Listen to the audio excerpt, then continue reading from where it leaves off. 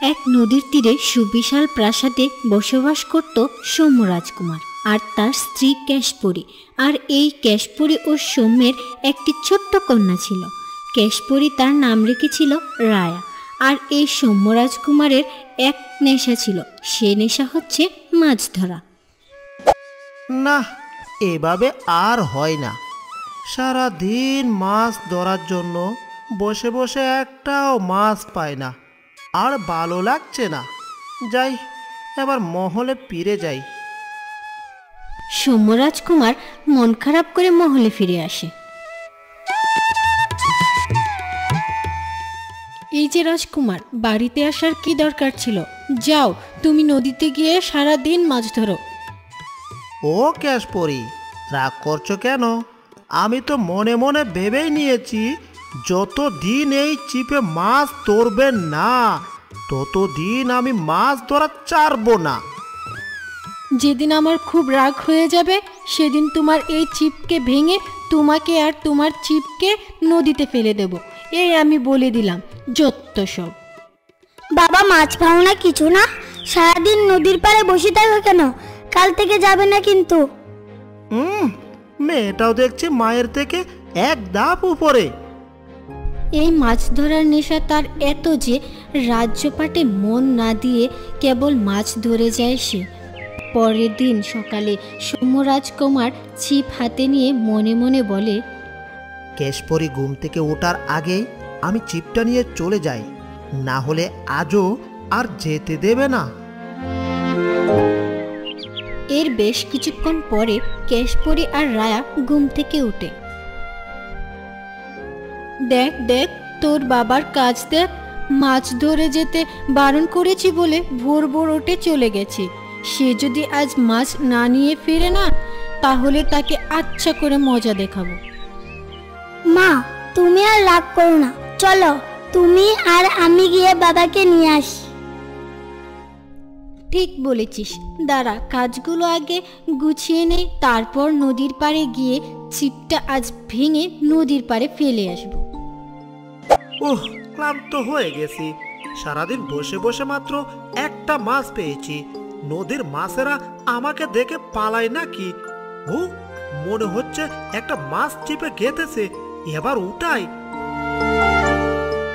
ঠিক তখনই কেশপরী আর রায়া এসে সৌম্যের পিছনে দাঁড়ায়।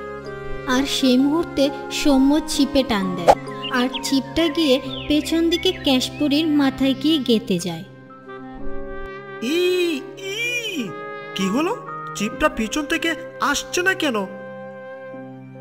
আহা, মরে গেলাম। আহা, আরে রাজকুমার, ছিপটা আমার মাথায় গিয়ে গেঁথেছে, তাহলে সামনে যাবে কিভাবে?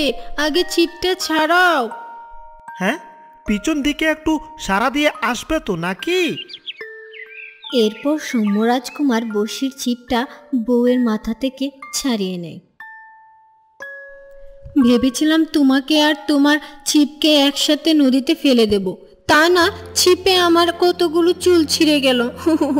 দাও তো, দাও তোমার ছিপটা, আগে আমি নদীতে ফেলবো, তবে আমার শান্তি। দাঁড়াও কেশপরী, আর মাত্র দুবার চিপ ফেলবো। যদি মাছ না ওঠে তারপর না হয় চিপটা ফেলেই দিও। ঠিক আছে, মনে রাখবে, শুধুই দুইবার।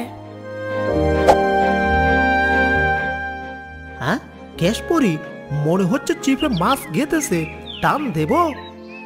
হ্যাঁ হ্যাঁ, তাড়াতাড়ি তাড়াতাড়ি করো। দেখো কেশপরী, কত বড় মাছ উঠেছে। দাঁড়াও, আরেকবার পেলি। কেশপরী, আবার মনে হচ্ছে একটা বড় মাছ গেঁথেছে। টানো টানো, ছিপটা টেনে উপরে উঠাও। বাবা, দেখেছো মা আর আমি কত লক্ষ্মীমন্দ, যে আমরা এসেছি আর বারে বারে ছিপে মাছ ধরছে। ঠিক বলেছিস, তোর বাবা তো একটা ঢেঁড়স। তুমি মাছ ধরতে থাকো, আমরা এখানে আছি। লক্ষ্মী, এটা আমার পরিশ্রমের ফল, বুঝেছিস?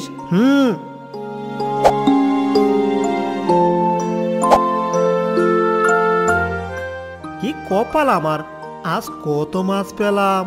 মাছেরা মনে হচ্ছে আমার চিপে ওঠার জন্য প্রতিযোগিতা করছে।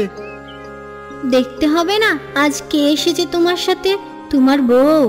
যাই হোক, চলো আজ বাড়ি ফিরি। অনেক মাছ পেয়েছো, আর মাছ ধরতে হবে না। এরপর তারা তিনজনে বাড়ি ফিরে যায়। বাড়ি ফিরে কেশপুরী ভালো করে মাছ রান্না করে। তারপর তিনজন মিলে দুপুরে একসাথে ভাত খেতে বসে। আহা, কেশপুরী, মাছের কি স্বাদ গো, মনে হচ্ছে অমৃত খাচ্ছি। কামাকা, আজ বেশি করে মাছ খা। কতদিন ধরে মাছ ধরার চেষ্টা করে আজ সফল হয়েছি। পরের দিন সকালবেলায় সৌম্যরাজকুমার মাছ ধরতে বেরোনোর আগে তার বউকে বলে, কেশপুরী, আমি নদীতে গেলাম, পারলে আজও একবার যেও। না, আজ গেলে হবে না, আজ আমার বাড়িতে অনেক কাজ আছে। আচ্ছা ঠিক আছে, আমি তাহলে এবারে এলাম। এরপর সৌম্যরাজকুমার মাছ ধরার জন্য নদীতে চলে যায়।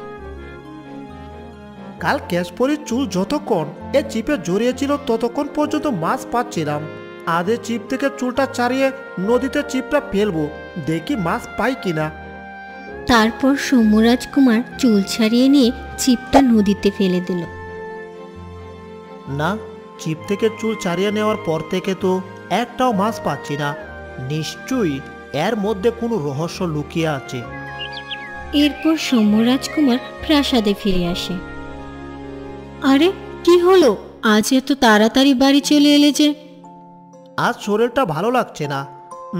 বলছি, চিরুনি দিয়ে চুল আঁচড়ানোর পর যে চুল উঠে যায় তা দিয়ে তুমি কি করো? আমাকে কিছু তোমার উঠে যাওয়া চুল দিতে পারবে? ও মা, কেন? মাথার চুল দিয়ে কি করবে তুমি? শুনেছি বাচ্চারা মাথার চুল বিক্রি করে এ লজেন্স কিনে খায়, তাই আমিও খাবো ভাবছি। ওহ, বুড়ো বয়সে যে তোমার ভিনরতি ধরবে তা আগে জানলে এতদিনে যা চুল উঠেছিল সব রেখে দিতাম, বুঝলে? কিছু উঠে যাওয়া চুল থাকলে দাও না গো। কেশপুরী তার মাথা থেকে ঝরে যাওয়া কয়েকটা চুল সৌম্যরাজকুমারের হাতে দেয়। এই নাও, লাগলে আবার পরে দিব, কেমন? যাও, এখন আমাকে বিরক্ত করো না। পরের দিন সকালবেলা সৌম্যরাজকুমার মনে মনে ভাবে, না, আজ আর চিপ নিয়ে যাব না, বরং এই জালটা নিয়ে যাই। জালে গিয়ে চুলটা বাঁধবো, তারপর দেখি চুল দিয়ে কত মাছ ধরতে পারি। সৌম্যরাজকুমার জাল নিয়ে নদীতে মাছ ধরতে চলে যায়। এরপর জালের মধ্যে তার বউয়ের চুলগুলো আটকে দেয়। দেখি আমি যেটা ভাবছি সেটা সত্যি কি না। কিছুক্ষণ পর জাল টেনে উপরে তোলে। আরে, জালে কত মাছ! তাহলে এসব চুলের কেরামতি কি আছে এই চুলে? আমার বউয়ের মাথার চুলে নিশ্চয় জাদু আছে। এইভাবে সৌম্যরাজকুমার কেশপুরীর মাথার চুল দিয়ে অনেক মাছ ধরে, আর এত মাছ পেয়ে যায় যে কিছুটা মাছ রেখে বাকি মাছ গরিব জেলেদের বিলিয়ে দেয়। কেশপুরী, ও কেশপুরী, আমি তোমাকে কিছু দেখাতে চাই। তুমি কি যাবে আমার সাথে নদীতে? হ্যাঁ, যাব, কিন্তু আমার সাথে রায়াকেও নিয়ে যাব, আর ওখানে গিয়ে আমরা তিনজন মিলে খুব মজা করব। হ্যাঁ মা, খুব মজা করব। চলো চলো, আমরা তাড়াতাড়ি চলে যাই। এরপর সৌম্যরাজকুমারের সাথে চুল, জাল আর বউ মেয়েকে নিয়ে নদীতে চলে যায়। কেশপুরী, আমার মনে হয় তোমার চুলে কোনো জাদু আছে। তোমার চুল দিয়ে আমি জাল ফেললেই বাঁচি, আর ফেললেই সাথে সাথে তাতে মাছ পড়ে। পাগলের মতো এসব কি বলছো? আমার চুলের জন্য মানে? তারপর সৌম্যরাজকুমার হাসতে হাসতে জালের সাথে চুলটা বাঁধে। আরে, এটা কি করছো? জালের সাথে চুল কেন বাঁধছো? সৌম্যরাজকুমার জলে জাল ফেলে, আর সাথে সাথে অনেক মাছ ওঠে। দেখেছো কেশপুরী, তোমার চুলের কেরামতি? এবার দেখো চুল ছাড়া জাল ফেললে কি হয়। কিন্তু সৌম্যরাজকুমার চুল ছাড়া জাল ফেললে একটাও মাছ পায় না। এবার দেখেছো তো, জালে একটাও মাছ উঠলো না। আমি এতদিন তোমাকে কিছু বলিনি, এবার তুমি আমাকে সত্যি সত্যি বলো তো, তোমার চুলে কি রহস্য আছে যে চুল দিয়ে জাল ফেললেই আমি এত মাছ পাই? সত্যি? আমি তো কিচ্ছুই জানি না, জানলে তো তোমাকে অবশ্যই বলতাম। এমন সময় নদী থেকে নীল জলপরি উঠে আসে আর সে বলে, আমি জানি তোমার বউয়ের এই চুলের রহস্য, জানতে চাও তোমরা? হ্যাঁ, অবশ্যই নীল জলপরি। এই চুলের রহস্য কি, আর আমি এই চুল দিয়ে এত মাছ কেন পাই তা আমরা জানতে চাই। তোমার বউয়ের জন্মের পর থেকে মাথায় একটাও চুল ছিল না, তাই তার বাবা এক নাগরাজের কাছে যায়। নাগরাজ, আমার মেয়েটার জন্মের পর থেকে মাথায় একটাও চুল নেই, আমার মেয়েটার চুলের ব্যবস্থা করে দিন। ওই জঙ্গলের পাশে একটা নদী আছে, ওই নদীর জল পরীর থেকে তার জোড়া আঁশ নিয়ে আসবি, তা দিয়ে তোর মেয়ের চুলের ব্যবস্থা আমি করে দেব। ক্যাশপরির বাবা নদীর ধারে গিয়ে নীল জলপরীকে স্মরণ করতে থাকে। নীল জলপরি, তুমি উপরে আসো, তোমাকে যে আমার খুব দরকার। আমাকে বলো তোমার কিসের দরকার, কি জন্য আমাকে ডাকলে? নীল জলপরি, আমার মেয়ের মাথায় কোনো চুল নেই, তোমার শরীরের জোড়া আঁশ লাগবে, তাহলে আমার মেয়ের মাথায় চুল গজাবে, দয়া করে আমায় দাও। তারপর নীল জলপরি জাদু দিয়ে কিছু ঝরে যাওয়া আঁশ তার হাতে দেয়। এই নাও আমার কিছু ঝরে পড়া আঁশ, আমার জন্য যদি তোমার মেয়ের মাথার চুল পায় তাহলে আমি নিজেকে ধন্য মনে করব। আর হ্যাঁ, এই আঁশ দিয়ে যদি চুল বানানো হয় তবে তোমার সেই চুল দিয়ে সারা জীবন মাছ ধরতে পারবে। অসংখ্য ধন্যবাদ জলপরি, এখন তাহলে আমরা আসি। এরপর ক্যাশপরির বাবা নাগরাজের কাছে ফিরে যায় আর ওই ঝরে পড়া আঁশ নাগরাজকে দেয়।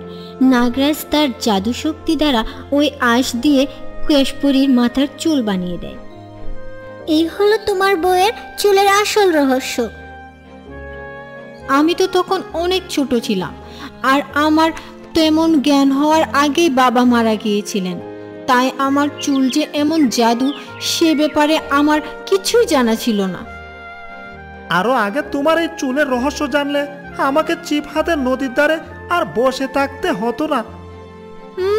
খুব হয়েছে, চলো এবার বাড়ি ফিরি, সারা জীবন পড়ে আছে চুল দিয়ে মাছ ধরার জন্য।